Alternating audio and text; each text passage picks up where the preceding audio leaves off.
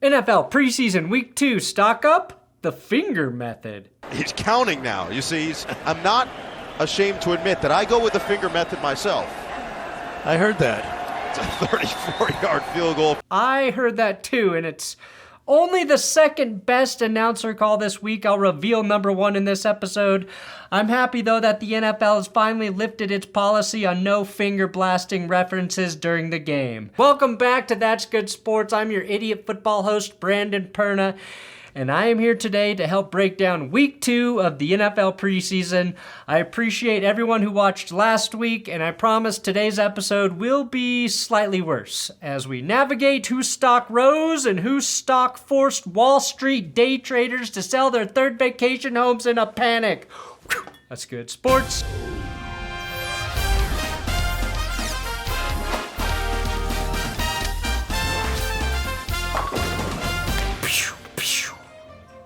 Today's episode is brought to you by Underdog Fantasy. Now the time is running out for you to enter the Best Ball Mania 4 tournament. We're a month away from the start of football season, and if you want to draft a few fantasy teams that could win you $3 million for first place, you need to do it now. Same goes for their weekly winners contests. That's the same best ball format, but the payouts happen every single week. That means you have a chance to win $20,000 for first place every week this upcoming NFL season. Underdog has also added pick'em games here in Colorado. You have to have 4-player picks and guess higher or lower on their stat totals. This just went live in Colorado, and I will be playing all year long and picking higher on every rush stat. Yeah, if you want to play against me in a private draft, I'm dropping a link in the description. It's a $25 entry, 18 rounds, 10 people playing, slow draft format, so you have several hours to make every pick. So use my link below and my code THATSGOOD, and Underdog will match your first deposit up to $100. And make sure you check which states are eligible to test your pick'em skills. I think so. I mean, he's best once the ball is actually snapped. Oh, Great job, Jake Hummel at the hook player, taking it to the grid, baby! It's a new year. Stock up, let's start with Aiden O'Connell. Aiden O'Connell, before the preseason, was best known as that guy on the Raiders whose mustache only filled in at a 7th grade level. I'm not willing to admit that the Raiders are good, but they may have found a gem in their backup QB. The rookie from Purdue has completed over 70% of his passes, thrown 3 touchdowns, and 0 picks through the first couple games of the preseason. I know this is asking a lot, but I need Jimmy G to stay healthy, because if Josh McDaniels found Tom Brady Part 2, I don't know if I can take it. What I do know is if Brady kissed his son on the mouth with Aiden's mustache, he'd be doing life in prison. Aiden O'Connell's mustache looks like the part of the bangs they cut off of Mark Davis. Stock dangerously high. Now I love Deuce Vaughn last week, but guys, he broke one shitty arm tackle here.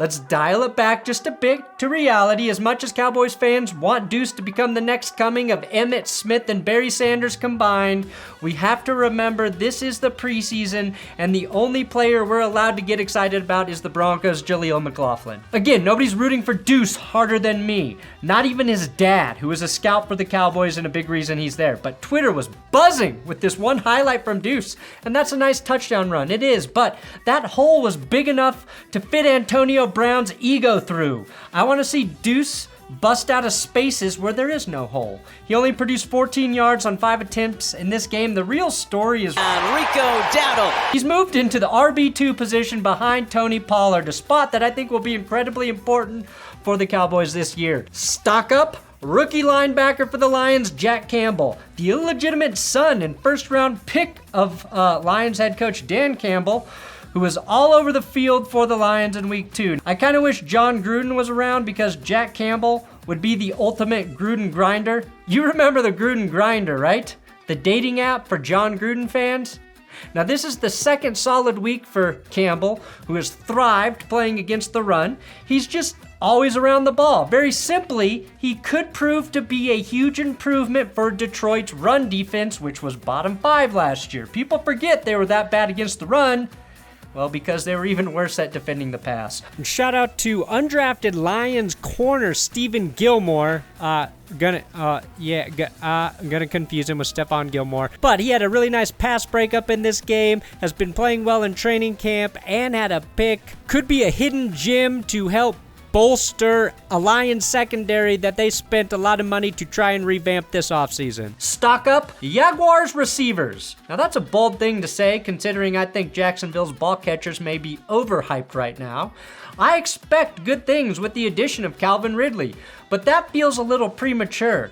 That said, I'm talking about Tim Jones, who made the most contested catch on a pass from CJ Beathard on Sunday.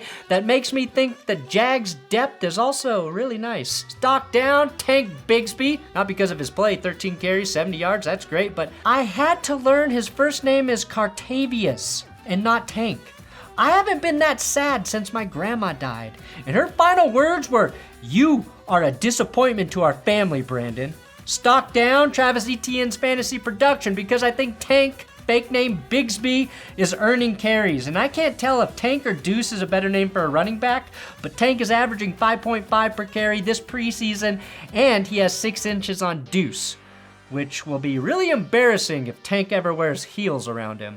Now, a running back whose stock I think is up is Saints running back Kendre Miller. He didn't really do much on the ground, just 23 yards on 10 carries, which actually is not good at all, but he made this catch streaking down the sideline. When you see a running back do this, laying out for the ball and securing it while making it look easy, that's a huge positive. As an NFL GM, you're like, holy shit, I can pay a receiver a running back salary?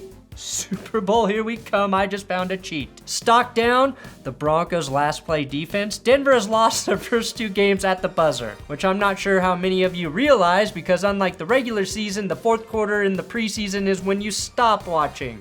Now, I take no stock in it, obviously, but I will not lie, it gives me flashbacks to one of the worst seasons of my life, last season. More of the Broncos' stock up. Russ's athleticism since losing 15 pounds this offseason. Kicker Brett Maher squeezing the ball down the gooch and not missing. And running back Jaleel McLaughlin becoming the best Jaleel since Urkel. Did I do that? Look what you did. Maybe someone should have spent a 7th round pick on the leading rusher in, college football history. How did he go undrafted? Oh well, our gain here in Denver. Stock up. Former 7th round pick Brock Purdy saw his first live action since getting his elbow torn off against the Eagles in the NFC title game. And he looked like he was ready, completing 4 of 5 passes for 60 yards, plus an 8-yard scramble on the only drive of the game he played. The 49ers QB room is one of the most strangest, most complicated units in the league, but it's starting to look like Brock Purdy is going to regain his throne and everything behind him will be irrelevant. Overhype? We all love Tua, but Jesus Christ, I've never seen so much excitement about a quarterback who took 1 tackle like a champ in the preseason. Congratulations, you managed to not get a concussion on 1 play. Now do that 100 more times this season and I'll get excited. Early stock advisory though for the Dolphins, buy in on Salvon Ahmed at running back. He had 99 rushing yards, 65 on this rip alone, plus he caught 4 passes for 32 and a TD. This is his 4th season in Miami. He flashed a little bit back in 2020, if you remember, and in that weird-ass backfield with Raheem Mostert, Jeff Wilson, and the now injured Devon A-Chain. A Kane, I think Ahmed will get meaningful work early in the season. Stock all the way down the throat, Seahawks fans. Come on, guys. Show a little discretion and use the finger method. That I go with the finger method myself. I heard that. Stock up. Seahawks first round pick Jackson Smith and Jigba, who hauled in a laser from preseason expert Drew Lock.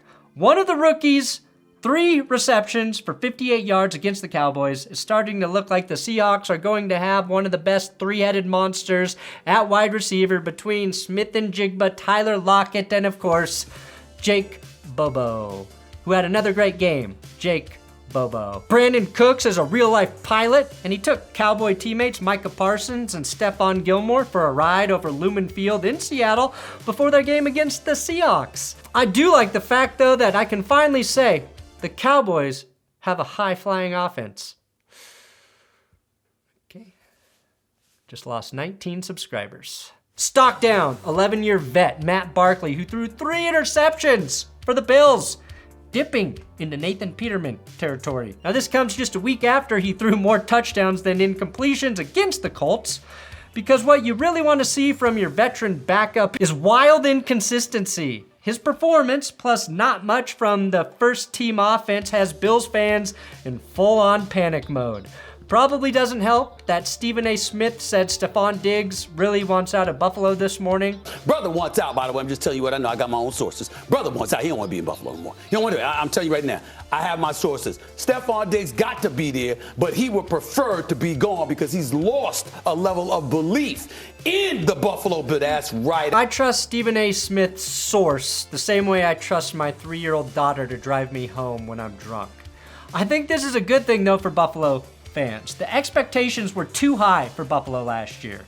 If they can stay healthy, this team will be right back in the mix. Am I concerned about their offensive line? Certainly, but I won't be when they sign Jason Peters. Time to return home, Jason, to the first team that gave you a chance in the NFL. Best stat line, Steelers running back Jaylen Warren, having 1 carry for 62 yards and a touchdown. Seeing a Steelers running back average 62 yards a carry is a sure sign the world is it's already ended. Usually it takes Najee Harris about 62 carries to pull that off.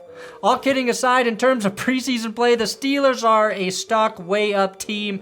Pickett just looks ready, and Trubisky behind him played well. I mentioned Pickett and Pickens last week, and I think that excitement is translating to the entire offense, especially if Warren can be a true change of pace back and provide big plays out of the backfield while Najee Harris does wear down defenses. Stock up QB Jordan Love had another nice outing for the Packers, throwing this touchdown to Jaden Reed. So far, Love is 12 of 18 passing for 130 yards, 2 touchdowns, and no picks in the preseason. So it's safe to say the Packers have found their 3rd straight Hall of Fame quarterback. Stock up Andy Reid's coaching. The Chiefs' backup quarterbacks only missed 2 passes. Shane Buechele, Blaine Gabbert, Chris Oladugan, who you may remember from Street Fighter. All 4 of those guys, just 2 incompletions. And I personally fully support the Chiefs winning a Super Bowl with Shane Buechele, who was 10 of 10, or Blaine Gabbert, who tossed 2 TDs just so Barry McCockiner can start tweeting that Patrick Mahomes was a system QB. Stock up, incomplete passes, apparently. Primarily this incomplete pass by Patrick Mahomes. Only Mahomes! Unless Joe Burrow actually did it for a touchdown in a playoff game. Incomplete passes. If they were a good thing, the Broncos would have been the best fucking team in the NFL last season. Stock up Darren Waller and Daniel Jones. Danny Dimes went 8 of 9 for a very nice 69 yards and a TD on his only drive this weekend. Jones locked into Darren Waller early, targeting him on his first 3 passes. Now, obviously, that's a tiny sample size, right? But I like that the 2 are trying to sync up right away. Until the Giants establish a real hierarchy for their receivers, there's a chance Darren Waller is Daniel Jones' favorite target all season. That said, both Isaiah Hodgins and Jalen Hyatt made some nice plays in the game. Big chunk plays and a TD for Hyatt, who could be the Giants' X factor this season due to his insane speed. Stock down, Bryce Young, who has yet to lead a touchdown drive through 2 preseason games, but did engineer a 15-play drive that ended in a field goal. If the Panthers still had DJ Moore and Christian McCaffrey, I'd be so high on them right now. Stock down, Jim Irsay's whale-saving efforts. Sadly, the whale Jim Irsay was paying $20 million to try and save died this week, which means not even a killer whale wants to play for Jim Irsay. If only Irsay would have spent $20 million on an O-line to try and save Andrew Luck, maybe he'd still be playing. Stock up, Shane Steichen, Colts head coach. Now the Colts are so confident in Anthony Richardson that they didn't even play him this weekend. Kind of a ballsy move with the rookie, but whatever. What stood out to me, though, was that both backup quarterbacks, Gardner Minshew and Sam Ehlinger, looked good. I expect Minshew to play well, but Sam Ehlinger fucking torched the Bears. James Washington made an insane grab. Ehlinger had 124 passing yards on 14 attempts, but his legs had him looking like Justin Fields. If Justin Fields was really, really slow and rushed for 60 yards instead of 180. But still, I credit Minshew and Ehlinger playing effective football to Shane Steichen. Now, as promised, I do have the best announcer moment from the week. Stock up, Howard Stern references in the year 2023. By Scott Novak and his crew in this first half. And we still have spots for our Patreon fantasy leagues. All YouTube members and Patreon members who are doing $20 a month subscriptions. That info to join the fantasy leagues is on Patreon and in the community tab for YouTube members. Thanks for watching the stock report for week 2 of the NFL preseason. We got 1 week left, and then it's real football, baby.